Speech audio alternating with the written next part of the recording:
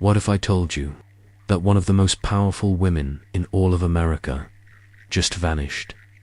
Asterisk, no body, no note, no goodbye, just gone. One night she's the queen of Newport's most elite dinner party. Pearls around her neck, champagne in her hand, every rich dude in America kissing the ground she walked on. Asterisk, and the next morning, asterisk, her bedroom is empty, her bed untouched, and every single person who was there that night, they're acting like she never existed. No investigation, no missing posters, no nothing, asterisk, because here's the wild part, the people who made her disappear, they owned the police, they owned the newspapers, they owned the whole city of Newport, Rhode Island. Asterisk, this is the story of Isabella Fairmont, the most celebrated socialite of the Gilded Age, who discovered a secret so dark, so sinister, that America's wealthiest families decided she had to disappear forever. Asterisk, and trust me, by the end of this video, you're gonna be looking at those big, beautiful mansions very differently. Let's get into it. Asterisk, okay, so first, let me paint this picture for you. It's 1889. America is going crazy with money, like stupid, ridiculous, almost offensive amounts of money. Asterisk, this era, historians call it the Gilded Age, and that word gilded, it means something covered in gold on the outside, but underneath, it's just cheap, rotting wood. That's literally what this whole period was. On the surface, beautiful.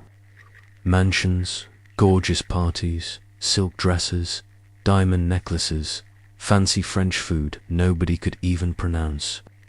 Asterisk, but underneath all that glitter, asterisk, corruption, blackmail, secret deals, and people who would absolutely end your life if you threatened their money.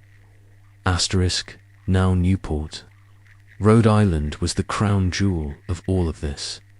Asterisk, every single summer, the richest families in America, the Vanderbilts, the Astors, the Belmonts, they would all pack up and move to Newport for the season. Asterisk, these weren't just rich people. Bro, these were people who had so much money they built mansions they only used for 3 months a year. 3 months. Asterisk.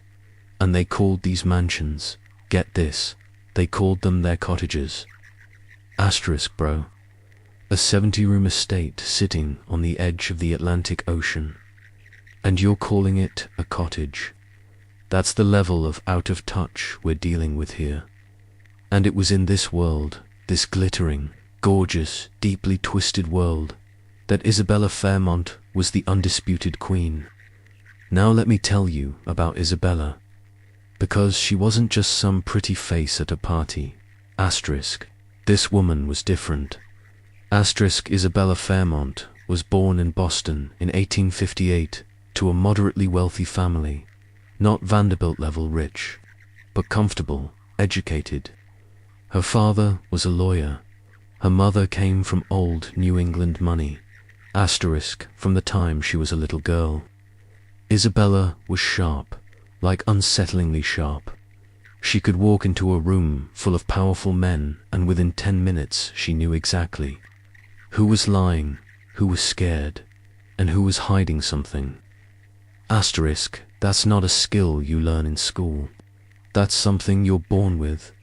Asterisk, by the time she was 22, she had married into the Fairmont family, one of Newport's most respected names.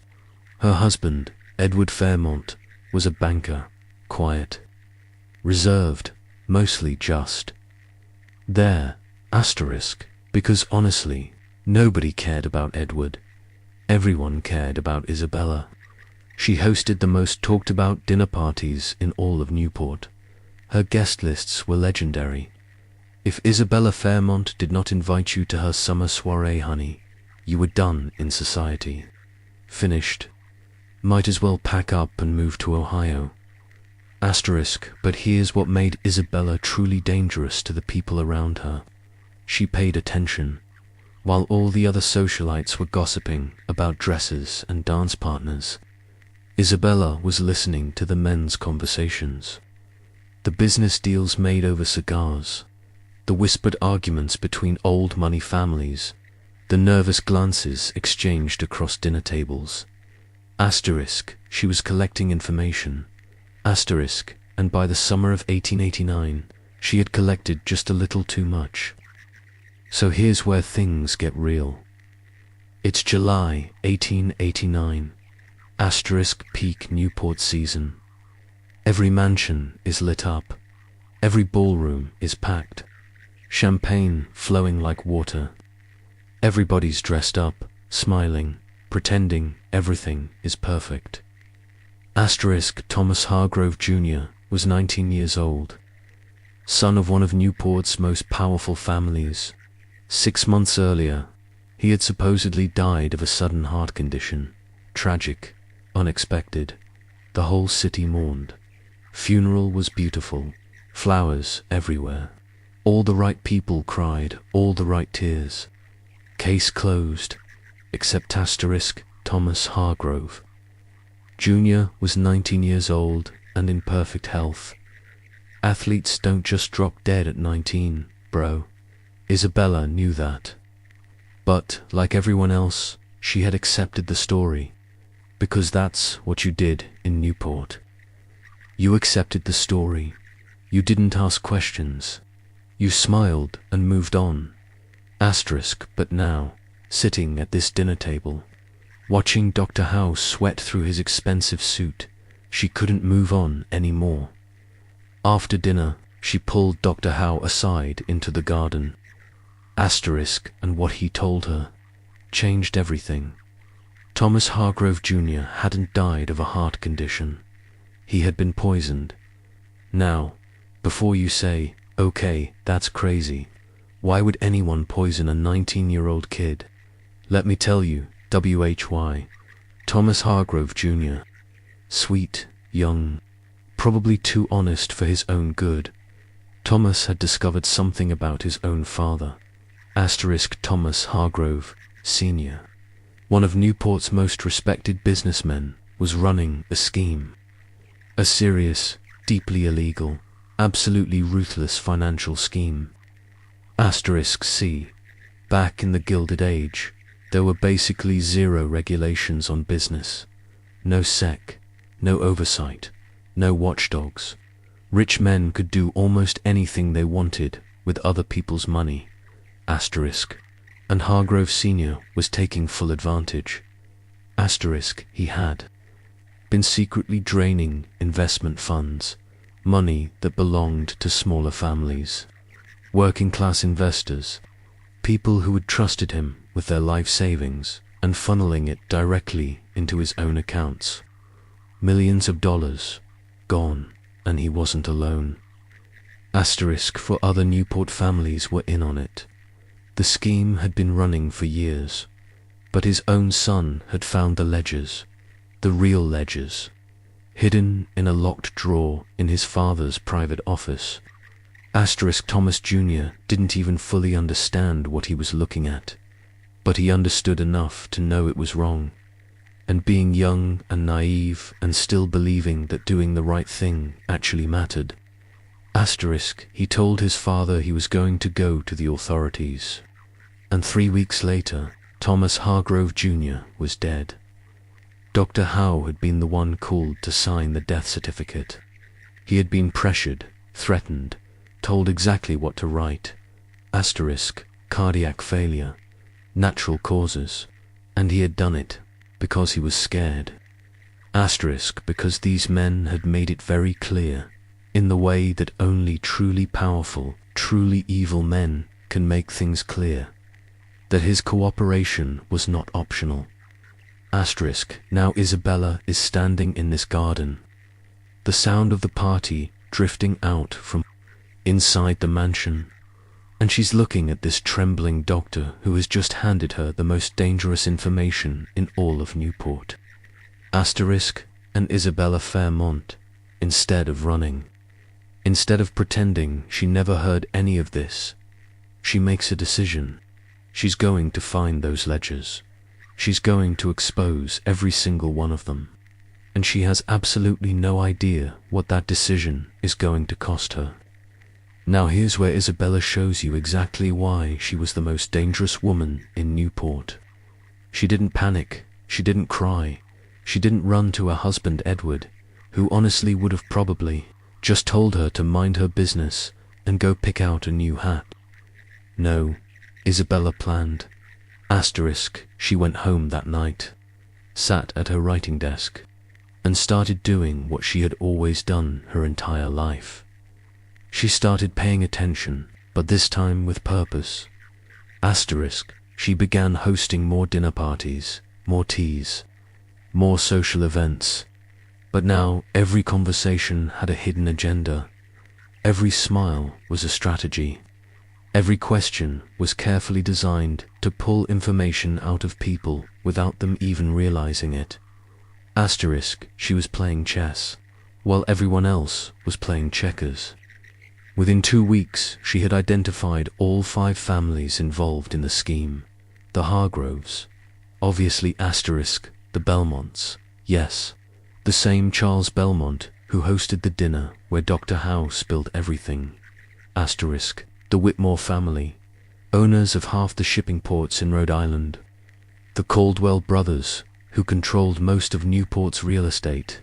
And the most terrifying name on the list, Senator Arthur Pendleton, a sitting United States Senator, A, man with direct connections to the White House, a man who had shaken hands with presidents and was being talked about as a future presidential candidate himself. Isabella stared at that name for a long time, because she understood what it meant, This wasn't just a local scandal anymore. This went all the way to Washington, D.C., but Isabella didn't stop. She kept going, because that's who she was. She began quietly reaching out to people on the edges of these families. Servants, junior employees, secretaries, the people that rich men never noticed because rich men never noticed anyone who served them. And those people, they noticed everything. A housemaid named Clara, who worked in the Hargrove mansion, told Isabella about a locked room in the basement, a room that none of the regular staff were allowed to enter, a room where Thomas Hargrove, Sr., spent hours alone late at night. That was where the ledgers were. It had to be. Now, Isabella needed to get inside that house, and she needed to do it without anyone finding out. So she did what any brilliant, calculating, absolutely fearless woman would do. She threw a party. August 14th, 1889. Isabella Fairmont hosts what everyone assumes is just another one of her legendary summer parties. The guest list is perfect. Every important name in Newport is there. The Hargroves, the the Caldwells. Even Senator Pendleton makes an appearance, because refusing Isabella Fairmont's invitations was simply not something people did. The mansion is stunning. Flowers everywhere. A live orchestra playing in the corner. Waiters gliding through the crowd with champagne. And tiny little food that rich people somehow consider a full meal. Everyone is laughing, drinking, completely relaxed, exactly how Isabella needed them. Because while every single one of her targets was standing in her ballroom distracted, comfortable, off their guard, Isabella slipped out through the servants' corridor. She had spent the previous week memorizing the layout of the Hargrove mansion next door, which was connected to her property through a shared garden gate that was almost never locked. Clara, the housemaid, had left it open. Isabella moved through the Darkness in her full evening gown, pearls, silk, the whole thing crossing the garden like a ghost. Asterisk. She entered the Hargrove mansion through the kitchen. Entrance, down the hall, down the stairs, into the basement, and there it was. Asterisk, the locked room. Asterisk. Clara had also, bless her heart, left the key on a hook just inside the kitchen pantry. Asterisk. Isabella opened the door. Asterisk. And what she found inside was so much worse than she expected. It wasn't just ledgers. Asterisk. There were documents, dozens of them. Financial records going back 15 years showing exactly how the money had been moved, hidden, and laundered through fake business accounts. Asterisk. There were letters, personal letters between the 5 families, some of them casually, almost cheerfully discussing what to do about Thomas Jr. after he found the records. Letters that used words like handle and resolve and permanent solution in ways that left absolutely no room for interpretation.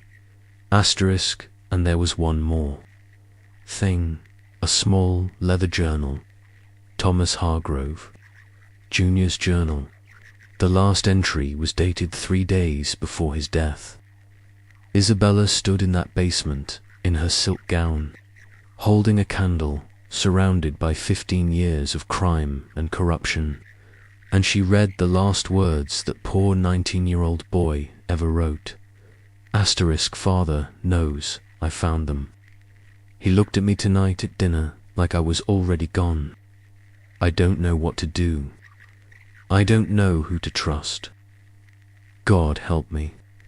Isabella closed the journal, put it in her dress, asterisk, along with as many letters and documents as she could carry, asterisk, and walked back out into the night, asterisk. She returned to her party, smiled, made small talk, laughed at jokes, watched Thomas Hargrove Sr. across the room, laughing, shaking hands, being charming, and felt something cold settle in her stomach.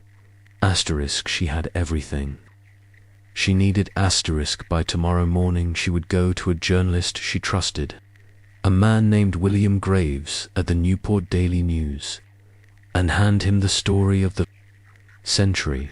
That was the plan, but plans, especially plans made against men with infinite money and zero conscience, asterisk, don't always survive until morning, asterisk. Because across the ballroom someone had noticed Isabella slip away, and someone had followed her, and now that someone was standing in the corner of her own party, watching her with calm, cold eyes. Senator Arthur Pendleton, and he was smiling.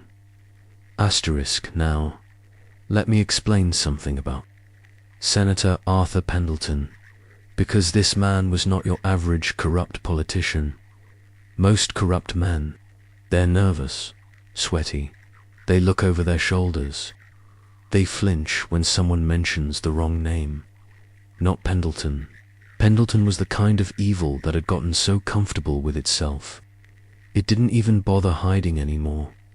Asterisk. 60-2 years old, silver hair, perfect posture, the kind of face that looked like it was carved specifically to appear trustworthy on a campaign poster. Asterisk. He had been in politics for 30 years. Asterisk. He had crushed opponents, buried scandals, destroyed careers, and smiled through every single second of it. Asterisk. And right now he was smiling at Isabella. Asterisk. She didn't look away, because Isabella Fairmont did not look away from anyone. She raised her champagne glass slightly, almost like a toast, and held his gaze. Asterisk. Pendleton excused himself from his conversation and began walking toward her. Asterisk. Slowly, deliberately, the way a man walks when he wants you to know he is absolutely not in a hurry, Because men like Pendleton, they wanted you to feel the weight of their patience. They wanted you to understand that they had all the time in the world, and you did not. He stopped beside her, looked out at the party, and without even turning to face her, in a voice so quiet only she could hear, he said "Beautiful evening, Mrs. Fairmont, though I couldn't help but notice you stepped away for a bit. I do hope everything is all right." Isabella smiled, took a sip of her champagne. "Perfectly fine, Senator. A hostess has 1,000 little things to attend to." Pendleton nodded slowly. Of course. Of course." A pause. The orchestra swelled. Then still, not looking at her "You know what I've always admired about you, Isabella? Your curiosity. It's a remarkable quality. Another pause. It can also be a dangerous one." He finally turned to look at her then, and his eyes, bro. His eyes were not the eyes of a man making polite conversation. They were the eyes of a man delivering a warning. Isabella held his gaze for 3 full seconds. Then she smiled her most dazzling, most completely unreadable smile, and said "How kind of you to say, Senator. Now, if you'll excuse me, I have guests to attend to." And she walked away, but her hands hidden in the folds of her silk gown were shaking, because she understood exactly what just happened. Pendleton knew, maybe not the specifics, maybe he hadn't seen exactly what she took, but he knew she had been in that house. He knew she had found something, and she had approximately 12 hours before he did something about it. She needed to move fast.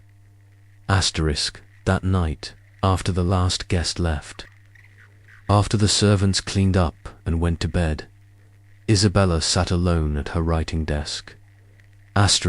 She took out the documents, the letters, Thomas's journal, and she did something smart. Something that would turn out to be the most important decision of her entire life. She made copies, by hand. Every single document, every letter, every page of those ledgers. She sat there through the entire night, candle burning down to almost nothing, copying everything in her own handwriting. The originals she hid inside the false bottom of her travel trunk, the one that had been in her family for years, the one that had a hidden compartment that even Edward didn't know about. The copies she sealed in a plain envelope, no name on the outside. And in the morning, before the sun was even fully up, she sent her most trusted servant, an older woman named May, to deliver that envelope to William Graves at the Newport Daily News. With one instruction. If you do not hear from me personally within 48 hours, open it. Print everything. Isabella Fairmont had just built herself a dead man's switch, and then she went upstairs, got dressed, and went about her day like absolutely nothing was wrong. That evening, Isabella received an invitation, hand-delivered, thick cream envelope, expensive paper, the kind of stationery that announced itself before you even opened it. It was from Charles Belmont, an intimate dinner. That night, at the Belmont Hotel, just a small gathering of close friends. The note said she knew immediately it was a trap. Every instinct in her body, every sharp, brilliant, finely tuned instinct she had spent 40 years developing, told her, do not go, do not walk into that room. These men had already killed one person. a 19-year-old boy whose only crime was being born with a conscience. They would not hesitate to deal with a middle-aged socialite who had stolen their evidence. Don't go. Isabella, she went. Because here's the thing about Isabella Fairmont. And this is both what made her extraordinary and what made her story so heartbreaking. She genuinely believed that if she showed no fear, if she walked into that room like she owned it, they would blink first. She had made powerful men blink her entire life. She thought she could do it one more time. She arrived at the Belmont Hotel at 8 o'clock sharp.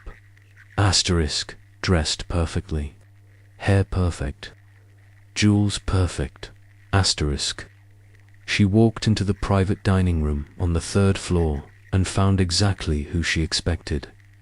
Hargrove Sr., both Caldwell brothers, Senator Pendleton, and Charles Belmont, sitting at the head of the table like it was his kingdom, which, in every way that mattered, it was.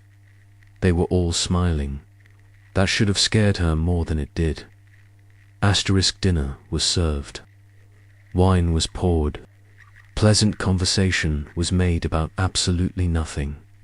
And then, when the last course was cleared and the servants had been dismissed, Charles Belmont leaned forward and folded his hands on the table, and the smiles disappeared. Isabella, he said, we know what you found. We know what you took. And we know about the envelope you sent to Graves. Isabella felt something drop in her stomach, but her face showed nothing. I don't know what you're referring to.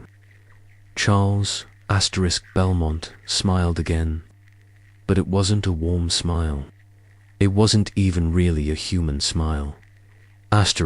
We've already spoken to Graves, he said quietly. He's a reasonable man. He understands which side of this city actually keeps the lights on. Isabella's dead man's switch, the insurance policy she had built in the dark hours of the previous night was already gone. William Graves had folded before breakfast. And now Isabella was sitting in a room on the 3rd floor of the Belmont Hotel with 5 men who had already murdered one person to protect this secret.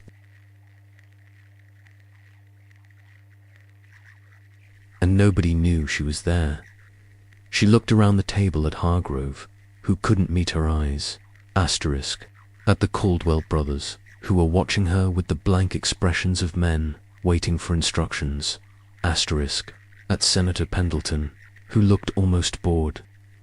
Like this was a mildly inconvenient but ultimately routine piece of business, and at Charles Belmont, who was still smiling.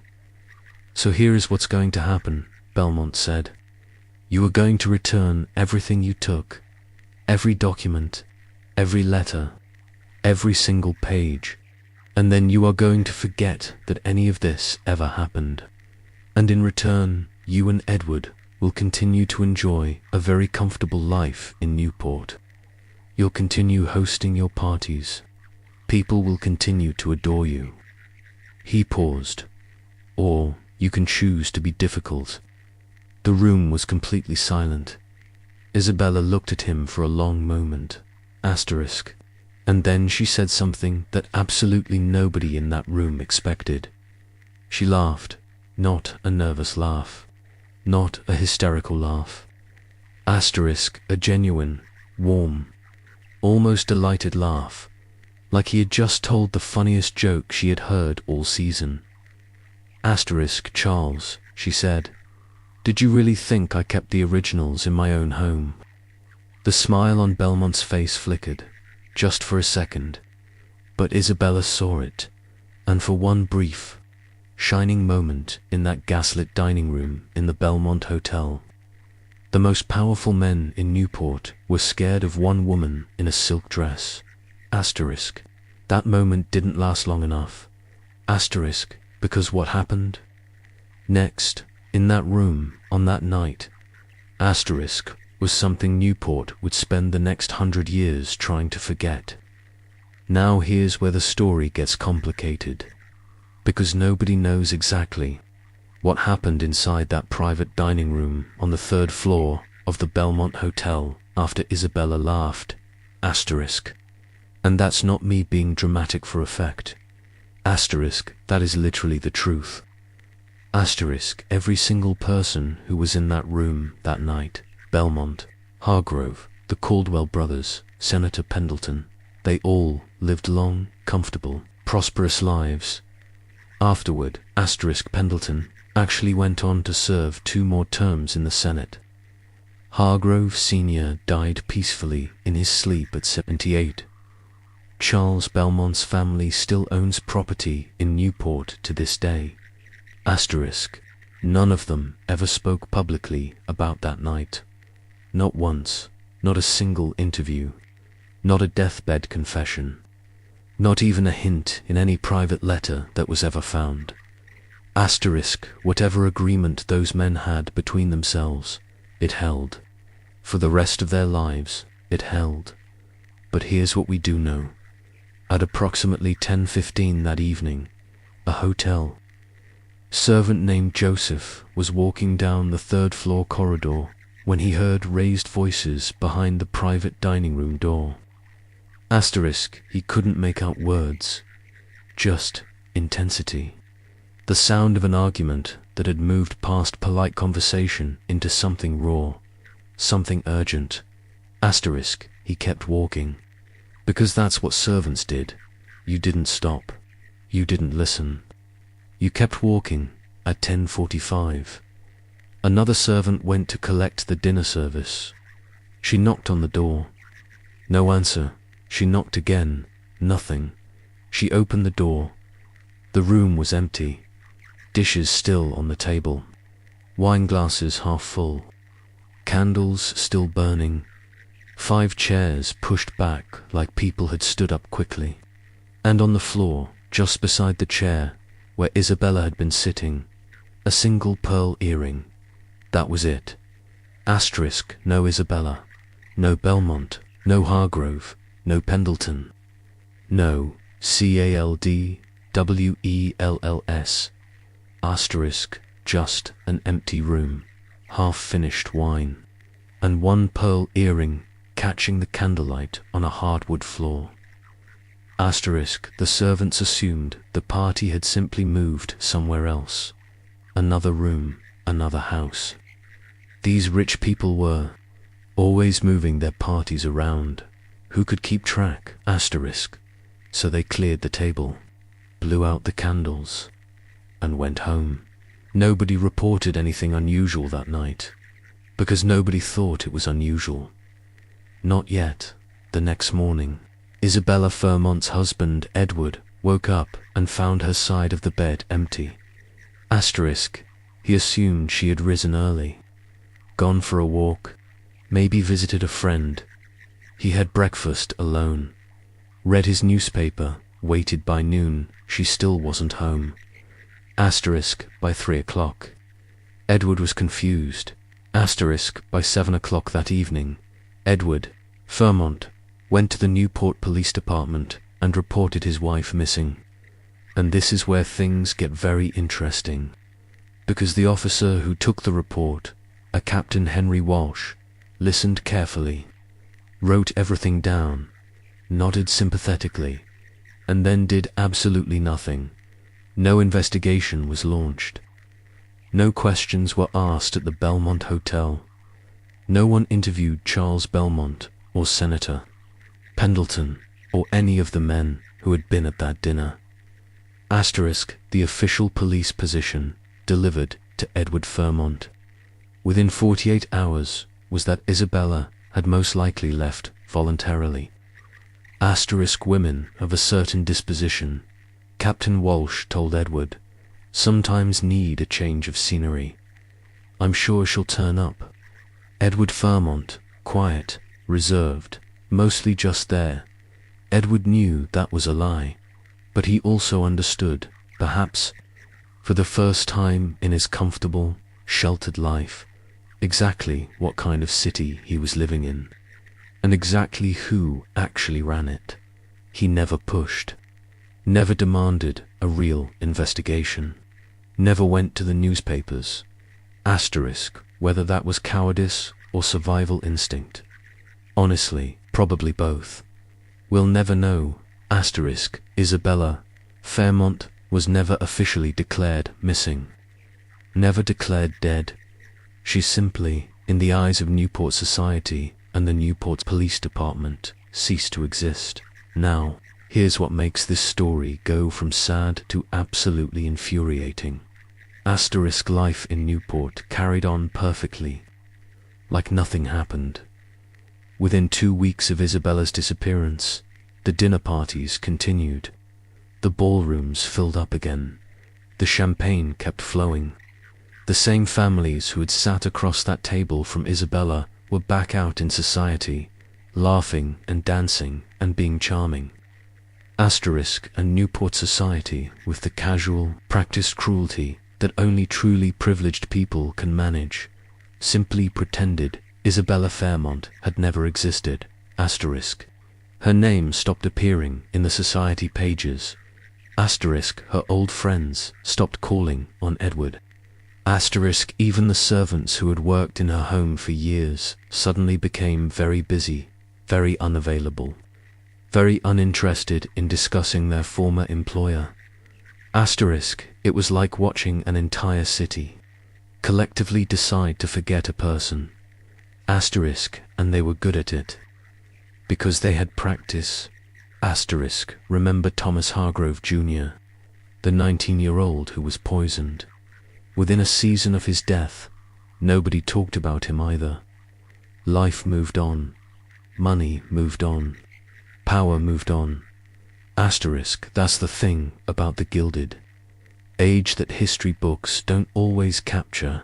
It wasn't just gilded in terms of wealth. The lies were gilded too, polished, beautiful, completely covering the rot underneath. Asterisk, now Dr. Reginald Howe, the man whose loose lips at dinner started this whole chain of events. Asterisk, what happened to him? Asterisk, 6 months after Isabella disappeared, Dr. Howe closed his practice in Newport, moved to a small town in Vermont, never practiced medicine again. Asterisk. He lived quietly for another 20 years and died in 1909. His personal effects, when sorted through by a distant nephew, included a sealed letter. Asterisk, the nephew, not knowing what it contained, apparently just threw it away with the rest of the old papers. Asterisk, we will never know what was in that letter. Asterisk, and William Graves, the journalist, the man Isabella had trusted with her insurance policy, the man who folded before breakfast. Asterisk, he stayed at the Newport Daily News for another decade, wrote pleasant articles about yacht races and charity balls and the social season. Asterisk, he never wrote a word about Isabella Fairmont. Asterisk, not when she disappeared. Not after, not ever. He retired in 1901 and moved to Florida in 1903. A colleague who visited him reported that Graves seemed haunted, drank too much, startled easily, couldn't sleep. Asterisk, when the colleague asked him what was wrong, Graves apparently just shook his head. Asterisk, there are stories, he said, that are bigger than any one man's courage. And that was all he ever said about it. Now what about the evidence? The documents, the ledgers, Thomas's journal? Asterisk, the copies that Isabella made, the ones she sent to Graves, were presumably destroyed the morning Belmont got to him. Asterisk, the originals, the ones Isabella hid in the false bottom of her travel trunk, were never found. Edward Fairmont eventually moved out of the Newport house in 1891, sold most of the furniture, donated some items to charity, The travel trunk, according to estate records, was sold at auction, along with several other pieces of luggage, to an unknown buyer for $12. Somewhere out there in an attic, a basement, a storage unit, an antique shop, there may be a battered old travel trunk with a false bottom, and inside that false bottom, if it was never found, if it was never destroyed, are 15 years of financial records, personal letters, and the confessions of 5 of the most powerful men in Gilded Age America, just sitting there, waiting for almost 20 years. Isabella Fairmont was just gone. Not a rumor, not a whisper, not a single person in Newport publicly asking what actually happened to her. Just silence. The kind of silence that powerful men manufacture deliberately and maintain aggressively, But here's the thing about silence. It's never actually complete, because somewhere in every story like this, there is always one person who cannot let it go, who cannot look at the polished surface and accept that nothing is underneath, who keeps pulling at the thread even when everyone around them is screaming to stop. In Isabella's story, that person was a woman named Margaret Chen. Now, Margaret was not a socialite, not a journalist, not a detective. She was born in Newport in 1871 to a working-class family, Chinese American, which in 1889 Newport meant she was essentially invisible to the Belmonts and Hargroves of the world. Servants didn't notice her. Society people looked straight through her. Which, as it turned out, was exactly why she was able to see everything. They were trying to hide.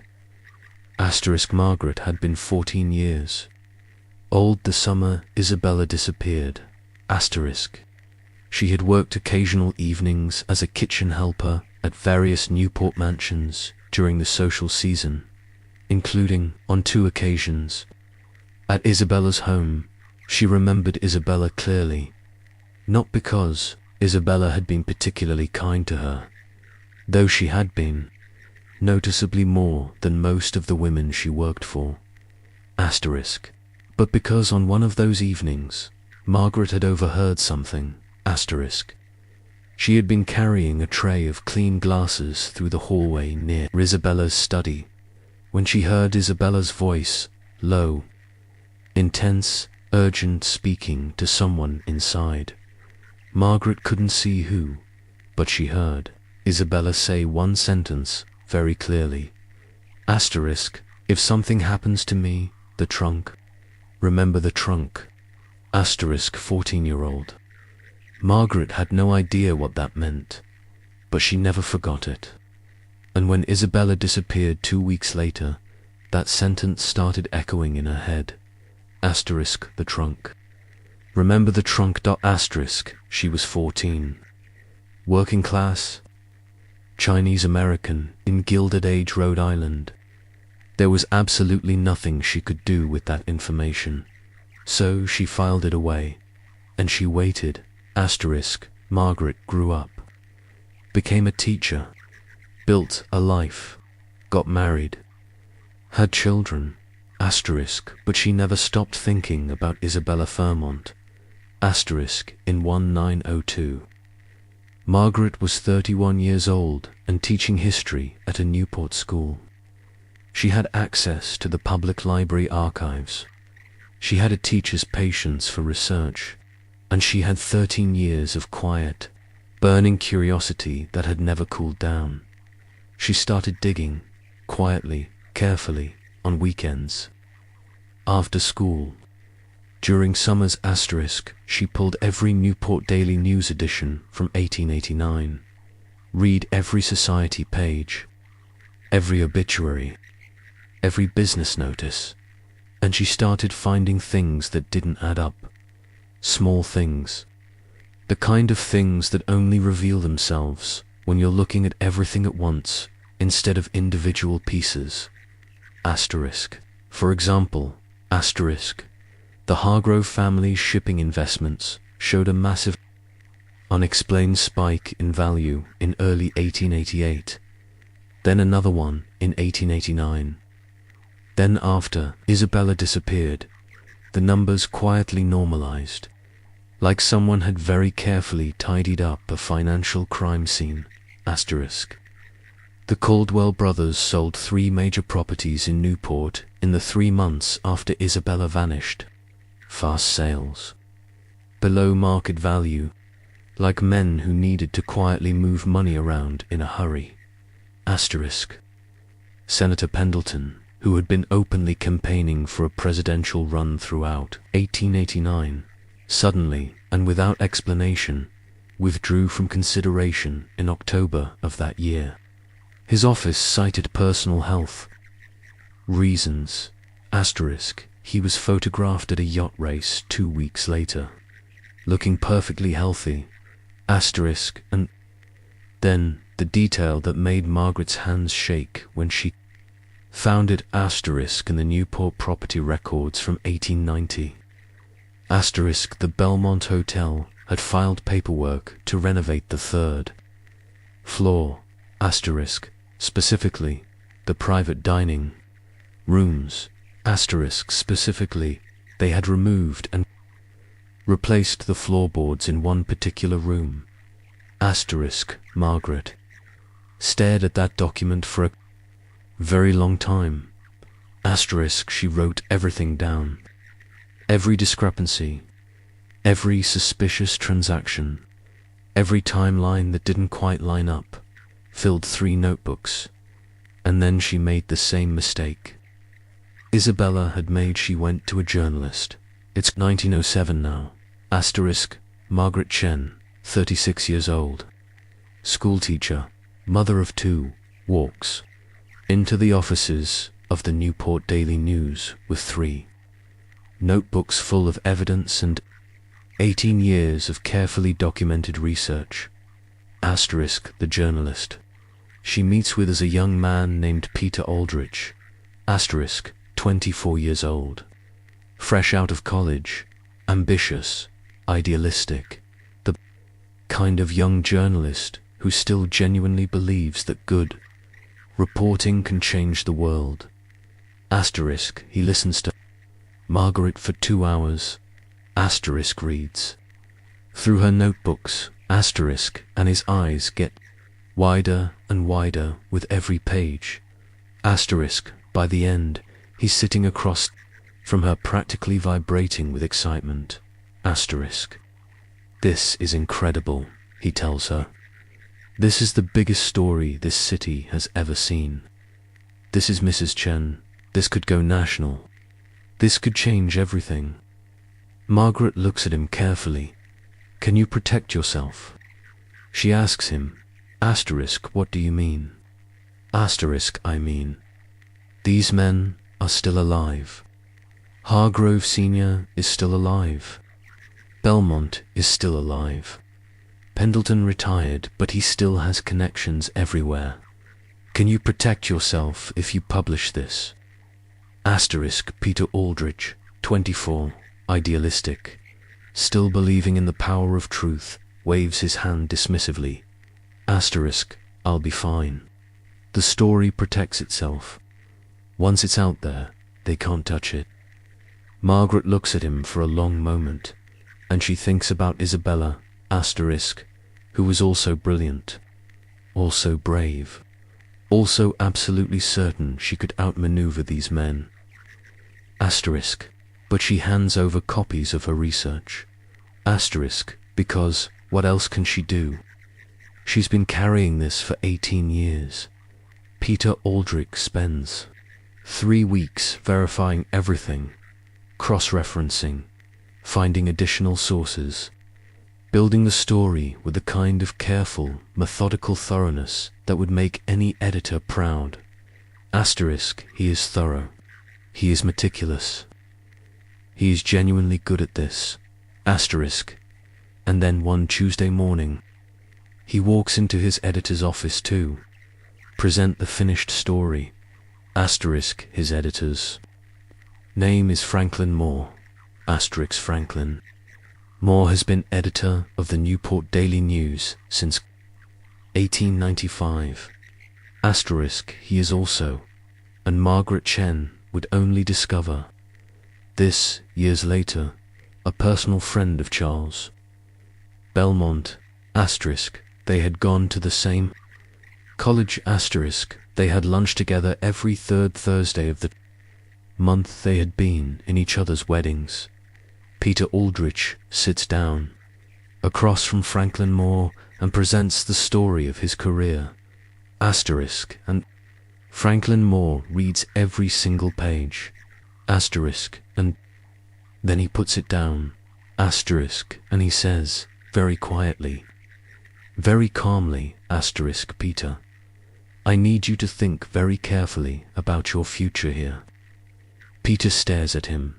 This story, Moore continues, is based on speculation, circumstantial evidence, and the obsessive theories of a woman with an obvious personal agenda. It is not publishable. It is not even close to publishable. And if you pursue it further, I will have no choice but to question your judgment as a reporter. Peter Aldrich opens his mouth, closes it, opens it again. Sir, the financial records alone, asterisk, are incomplete and inconclusive, Moore says. Drop it, Peter. Peter Aldrich dropped it. He went back to covering yacht races and charity balls and the social season, asterisk. He never attempted an investigative story again. Asterisk, he retired in 1951, having lived a perfectly comfortable, perfectly unremarkable career. Asterisk Margaret Chen, when she found out what happened, went home, sat at her kitchen table, and cried for the first time since she was 14 years old. Asterisk then. She dried her eyes. Asterisk put her notebooks in a box. Asterisk wrapped the box in brown paper and stored it in her attic, where it stayed for the next 31 years.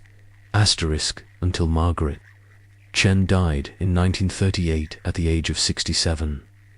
Asterisk and her daughter, going through her mother's belongings, found a box in the attic wrapped in brown paper, asterisk with a note on top written in her mother's handwriting. The note said simply, Isabella Fairmont, Newport 1889.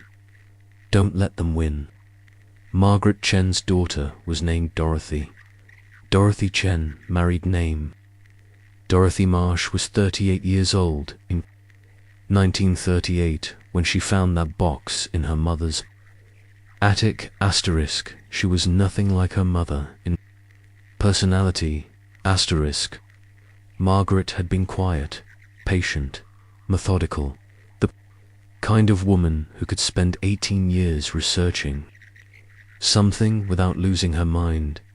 Asterisk Dorothy was loud, impatient, opinionated, the kind of woman who said exactly what she thought, exactly when she thought it, and genuinely did not care who was uncomfortable about it.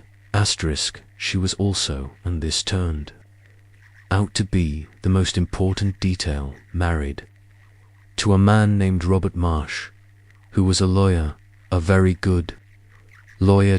Asterisk, Dorothy sat at her kitchen table that evening and read every single one of her mother's notebooks from start to finish. Asterisk, it took her until 3 in the morning. Asterisk, when she finished, she closed the last notebook, looked at her husband across the table, and said, asterisk Robert, I need you to tell me everything you know about how to build a legal case from historical evidence. Asterisk Robert Marsh, who had learned many years into his marriage that when Dorothy used that particular tone of voice, the correct response was not to ask questions, but to simply get on board. Asterisk said, Okay, start from the beginning. Asterisk now. Dorothy understood something that her mother and Isabella before her had not fully accounted for. Asterisk, the men who had done this. Belmont, Hargrove, Pendleton, most of them were dead by 1938. Asterisk, Hargrove Sr. had died in 1921. Asterisk, Charles Belmont in 1929. Senator Pendleton in 1931. The Caldwell brothers both gone by the mid-1920s. Asterisk, the direct threat was gone. Asterisk, which meant, for the first time in almost 50 years, somebody could actually talk about this without fearing for their life. Asterisk, Dorothy was not interested in legal justice anymore. That ship had sailed decades ago. Asterisk, what Dorothy wanted, what her mother's note had asked for, was something different. She wanted the truth on record. Permanent, documented, undeniable. Asterisk.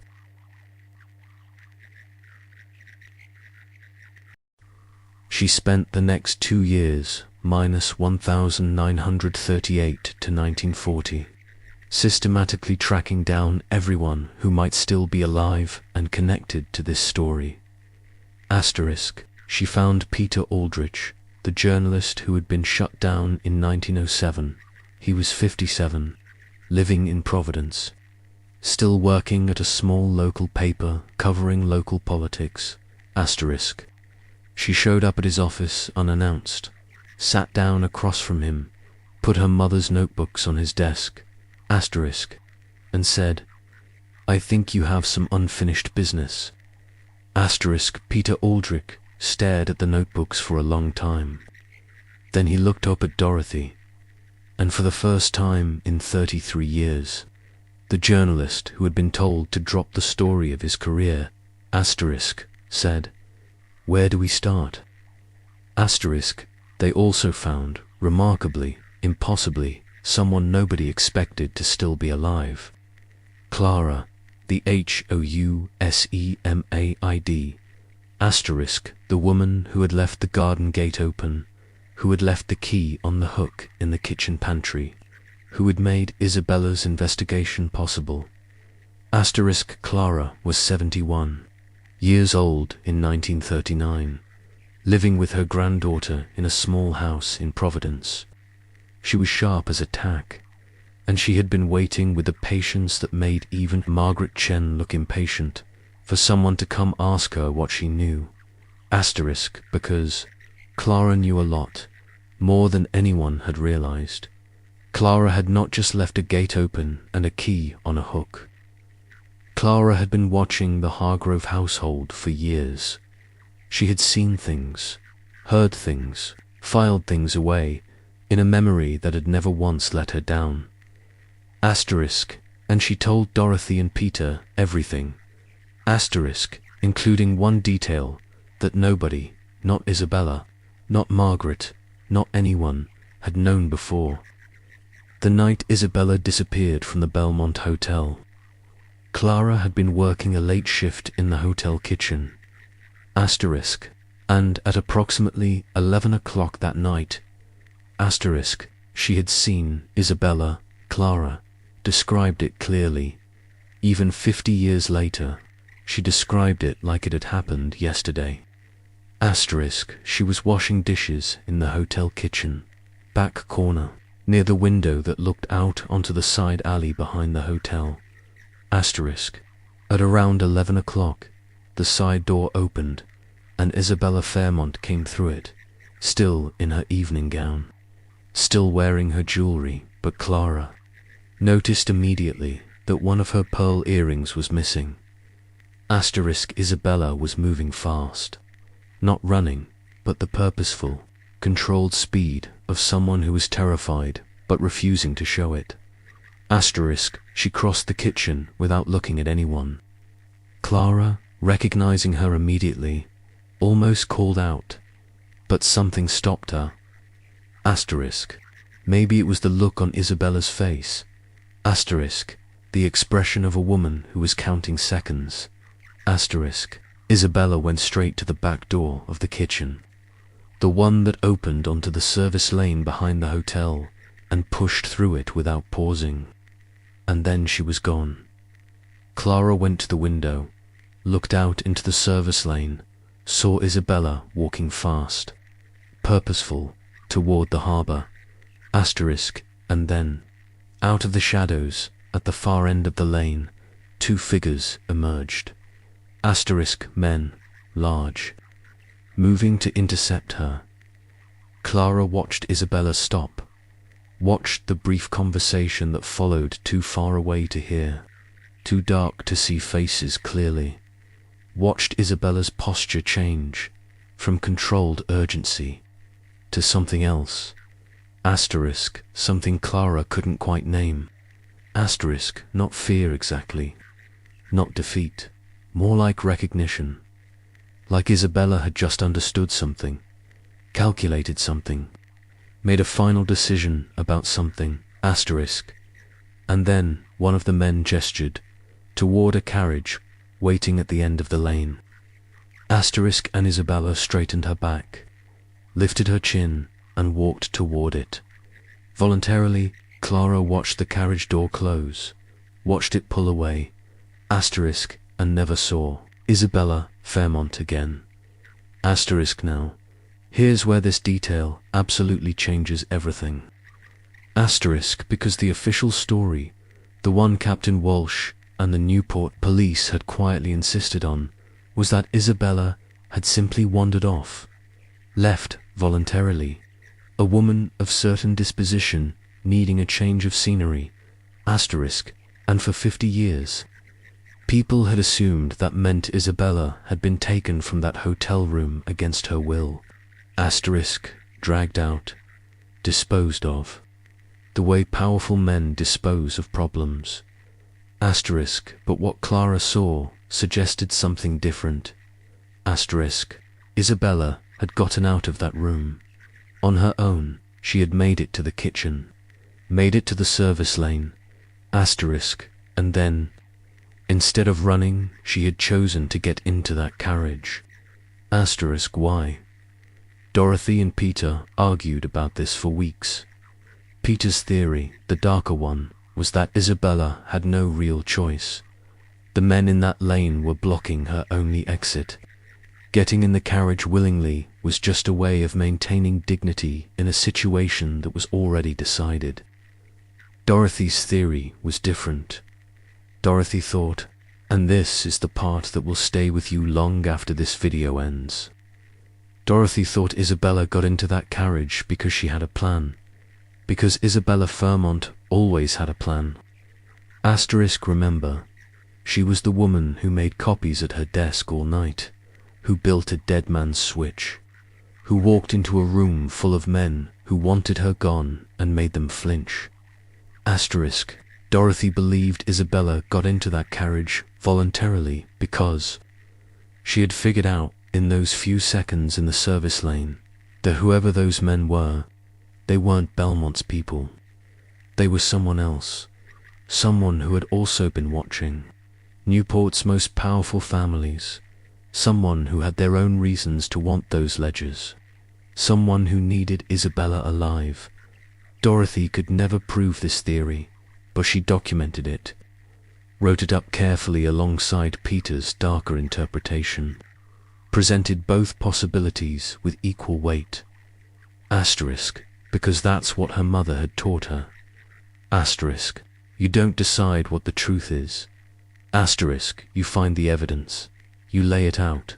You let people see it. Asterisk. And you trust that the truth, eventually, somehow finds its own way into the light. Asterisk. Dorothy and Peter finished their documentation in late 1940. Asterisk. A full account. Everything Margaret had found. Everything Clara had witnessed. Everything Peter had originally researched in 1907. They submitted it to 3 different publishers. All 3 rejected it. Asterisk. Too controversial. Too unverifiable. Too dangerous even in 1940. with all the principals dead, to print accusations against families that still held enormous influence in Rhode Island. Dorothy put the manuscript in the box with her mother's notebooks, wrapped it back in brown paper, and wrote a new note on top. This one said, asterisk, for whoever finds this next, keep going. Dorothy Marsh died in 1979, 40 years after she had tracked down Clara and Peter Aldrich and rebuilt her mother's research from scratch. Asterisk, she had lived a full life, raised 3 kids, watched her husband, Robert, build a successful law practice, watched Newport change around her, the mansions slowly becoming museums and tourist attractions, the Gilded Age slowly becoming history, the men who had terrified her mother slowly becoming footnotes in books nobody read.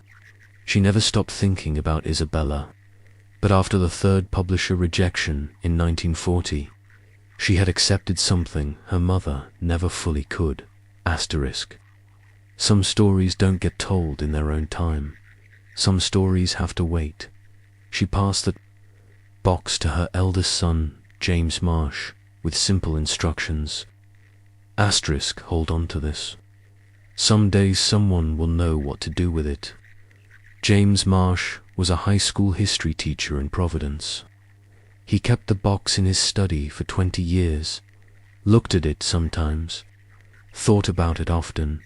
Asterisk. And in 1998, James Marsh attended a local historical society conference in Newport. Asterisk. The topic of the conference was, and I want you to really appreciate this timing. Asterisk. Revisiting the Gilded Age, hidden histories of Newport's elite families. James Marsh sat in the back of that conference room, listened to 3 academic historians present papers about the Vanderbilts and the Astors and the social structure of Newport in the 1880s.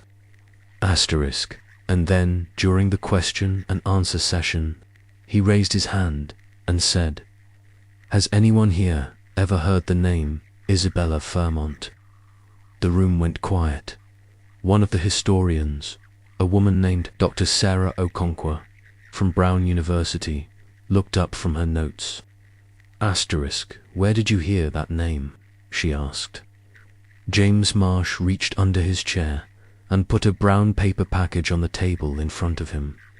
Asterisk. From my grandmother, he said, who got it from her mother, who spent 18 years trying to tell people this story. Asterisk. Dr. Sarah Okonkwo, who would go on to spend the next 6 years of her academic career on this case, later described that moment in an interview. Asterisk. She said, "I looked at that package and I felt something shift. The way you feel when you've been looking for a piece of a puzzle for years and suddenly someone walks in and puts it on the table in front of you. Because here's the thing.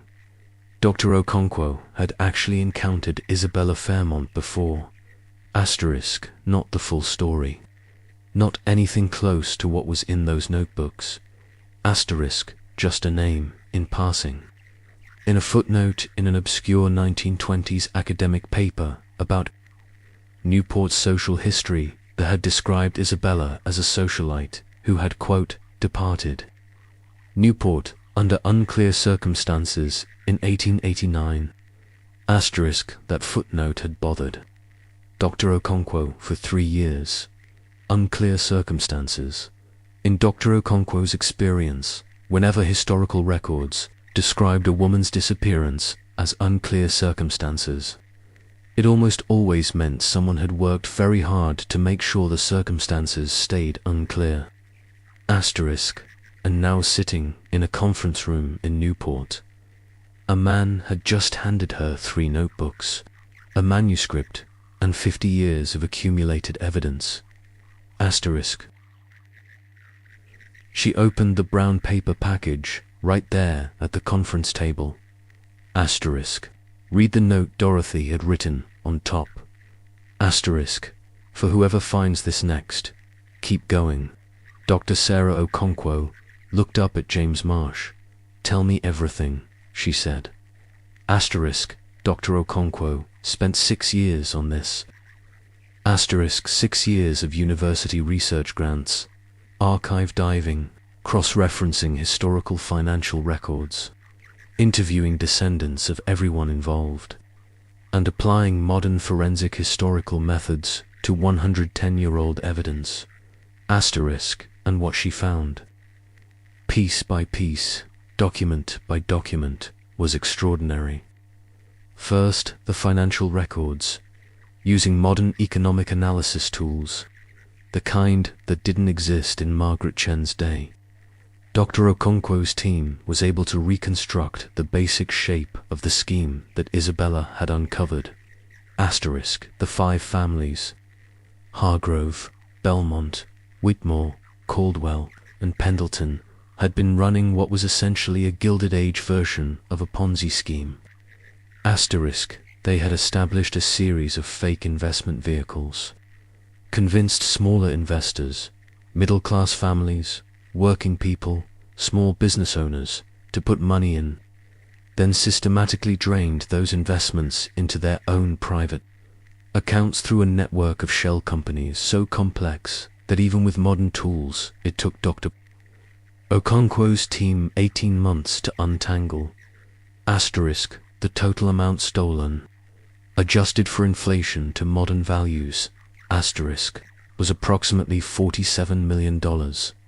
47 million, taken from ordinary working people who had trusted these men with their savings. Asterisk, and when Thomas Hargrove Jr. had found the evidence and threatened to go to the authorities, they had poisoned him, covered it up. And when Isabella Fairmont had found the same evidence and threatened to expose them, they had made her disappear. $47 million. 2 lives destroyed. Asterisk. One 19-year-old boy who just wanted to do the right thing. Asterisk. One brilliant woman who refused to look the other way. Asterisk second, the Belmont Hotel. Renovation records.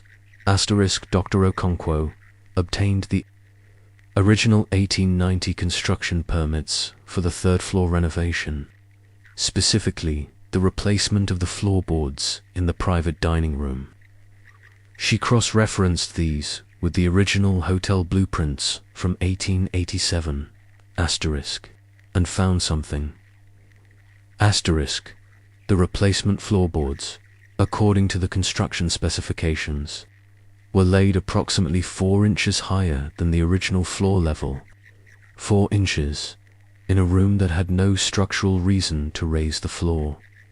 Asterisk, 4 inches, exactly the depth needed to conceal something underneath. Asterisk, what was underneath those floorboards, if anything, will never be known.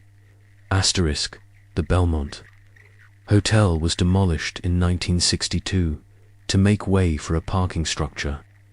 Whatever secrets those floorboards held were buried under 12 feet of concrete on a Tuesday afternoon in October 1962.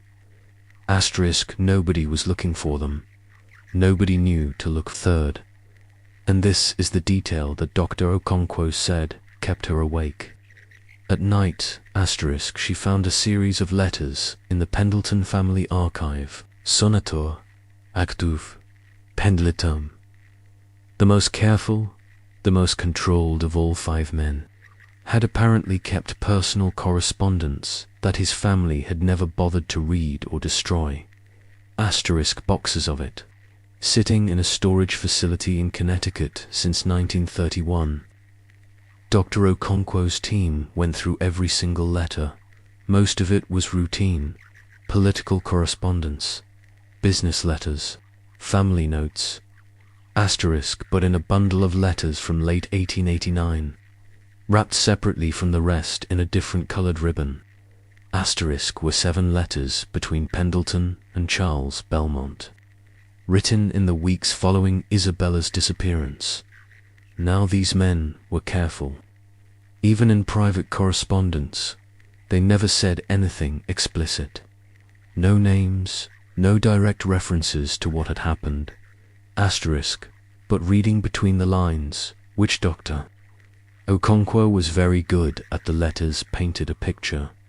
The first 3 letters, written in September and October 1889, had an unmistakable undercurrent of anxiety. Pendleton asking Belmont oblique questions about whether things were fully resolved. Belmont responding with careful reassurances that everything was in hand. Asterisk, the 4th letter, November 1889, had a different tone entirely. Asterisk. Pendleton wrote, and Dr. Okonkwo quoted this in her published research. Asterisk. Your assurances regarding our mutual concern have proven premature. I have received information suggesting the matter is considerably less resolved than you represented. Dr. Okonkwo stared at that sentence for a long time. Considerably less resolved. Asterisk, written 2 months after Isabella Fairmont had vanished. Asterisk, which meant whatever had happened that night in Newport. Asterisk, as late as November 1889. Asterisk, Senator Arthur Pendleton did not believe Isabella Fairmont was dead. He believed she was out there somewhere, with the evidence asterisk, and he was scared. Asterisk, the final 3 letters, written through early 1890, gradually shifted back to a more relaxed tone. By March 1890, Pendleton's letters read like a man who had finally exhaled. Asterisk, whatever had been unresolved. By March 1890, appeared to be resolved. Asterisk, what happened between November 1889 and March 1890. Dr. Okonkwo searched every archive she could access. Found nothing. Asterisk. That 4-month window between Pendleton's panicked letter and his sudden calm remains completely dark. No records. No correspondence. No newspaper mentions. No property transactions. Nothing. Just 4 months of silence. And then a senator who sleeps fine again. Asterisk. Dr. Okonkwo published her findings in 2004 in a historical journal called American Gothic Histories. Asterisk, the paper was titled The Fairmont Disappearance, Power, Complicity, and the Silencing of Women in Gilded Age Newport. It got modest academic attention. A few history blogs picked it up. A true crime podcast covered it briefly in 2019. Asterisk, and then, mostly, it faded back into the quiet corners of academic history, where inconvenient truths about powerful families tend to end up. But the paper exists. Margaret Chen's notebooks exist. Asterisk, Dorothy Marsh's manuscript exists. Asterisk, Clara's testimony, documented by Peter Aldrich in 1939, exists. Asterisk, all of it, finally, permanently, undeniably, on record. Asterisk, Isabella Fairmont, the woman Newport tried to erase, exists. So here we are, 135 years later. Asterisk, and I need to be honest with you, because you've spent this entire video with me, and you deserve honesty at the end. We don't know exactly what happened to Isabella Fairmont. We don't know where she went when that carriage pulled away from the Belmont Hotel on the night of August 14th, 1889. Asterisk, we don't know if she survived. We don't know if she escaped. We don't know if somewhere in some small town, under a different name, with a different life, Isabella Fairmont lived out her years quietly, reading, thinking, watching the world from a safe distance, knowing that the people who had tried to destroy her never quite managed to sleep soundly again. We don't know, and honestly, that uncertainty, that permanent, unresolvable not knowing, is exactly what these men wanted. Because here's the real horror of this story. It was never about one woman disappearing, asterisk. It was about what disappearing her was supposed to accomplish, asterisk. They didn't just want Isabella gone. They wanted the idea of Isabella gone. The idea that someone could look at their perfect, gilded world and see through it. The idea that truth had any power against money. The idea that a woman with a candle and a travel trunk could threaten men with armies of lawyers and police captains and newspaper editors in their pockets. Asterisk. That's what they were really trying to destroy. Asterisk. And here too 135 years later, they failed, because Isabella's story survived. Asterisk. Not through the powerful channels they controlled, not through the newspapers they owned, or the police departments they funded, or the publishers they intimidated. It survived through a 14-year-old kitchen girl who never forgot one sentence. It survived through a schoolteacher who spent 18 years in library archives on weekends. Asterisk. It survived through a daughter who cried at a kitchen table at 3 in the morning and then dried her eyes and picked up a pen. Asterisk. It survived through a historian who felt bothered by a footnote for 3 years and couldn't let it go. Asterisk. It survived through a history teacher who raised his hand in a conference room and said a name out loud. Asterisk. And it survived because that's what truth does. Asterisk. It doesn't travel through the channels that powerful people build for it. Asterisk. It travels through the quiet ones, the ones nobody notices, the ones who just keep going. Now, before I go, I want to leave you with 3 things. Asterisk. 3 details that Dr. Okonkwo noted at the very end of her 2004 research paper. Asterisk. 3 things that have no clean explanation. Asterisk. 3 things that suggest, maybe, just maybe, Dorothy's theory was right. First, in 1891, 2 years after Isabella disappeared, a woman matching her general description registered at a boarding house in Quebec City, Canada. The name she gave was Elise Morton. She paid 3 months in advance.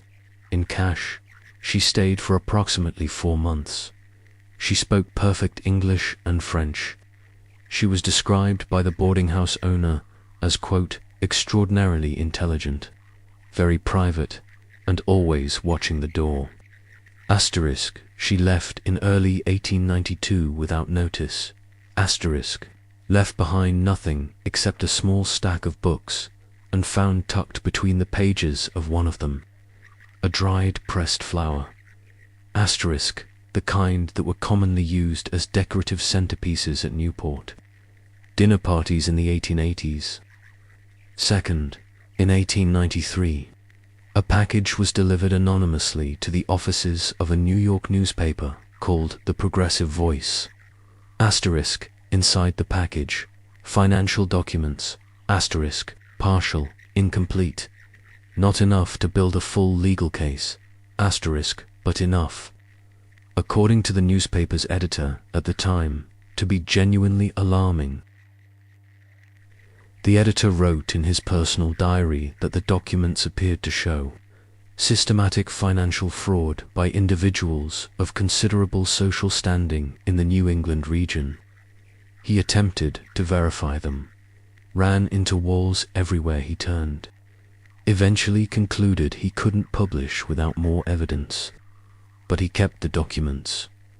Asterisk. They stayed in the Progressive Voice archive until the paper folded in 1921. Asterisk. When the archive was inventoried, those particular documents were listed. Asterisk. When the archive was transferred to a university library in 1923, those particular documents were missing. Someone had taken them. Asterisk. Or someone had come back for them. Third, this is the one that gets me every time. Asterisk. In 1895, a woman donated a significant sum of money to a fund that provided legal assistance to working-class investors who had been defrauded by wealthy financial operators. The donation was anonymous, but the lawyer who administered the fund, in his personal records, noted the donor's name, E. Morton, same name as the woman in Quebec City. Asterisk, the donation was substantial enough that it allowed the fund to pursue 3 separate fraud cases that year.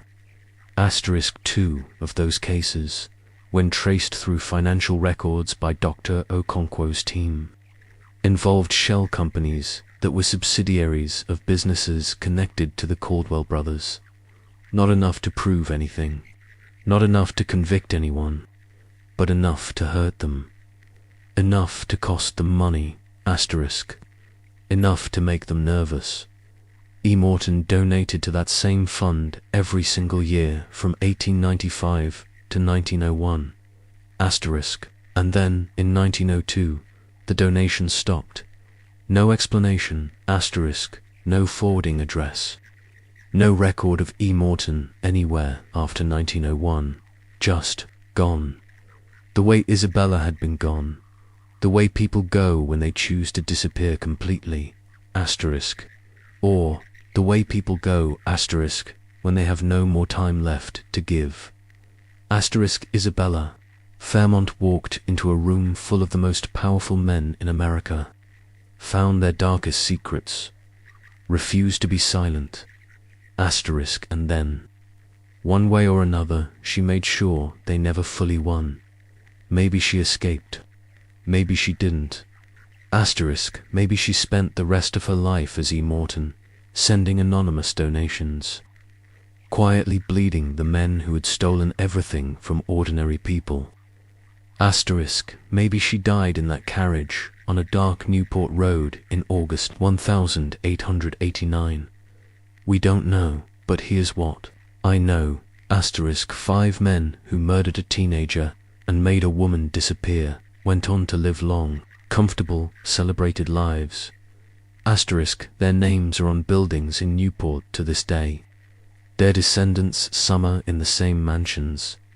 Their money, built on fraud and silence, and the bodies of people who asked the wrong questions, is still circulating in the world. Asterisk, and Isabella Fairmont has no grave, no marker. Asterisk, no official record of her death. Just a pearl earring on a hotel floor, and a story that refused, despite everything, to stay buried. Asterisk, do you think Isabella's evidence is still out there? Asterisk, let us know in the comments.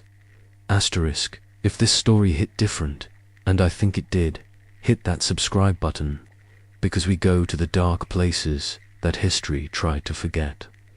We find the stories that powerful people buried, asterisk, and we make sure the quiet ones are never quiet again. See you in the next one, asterisk.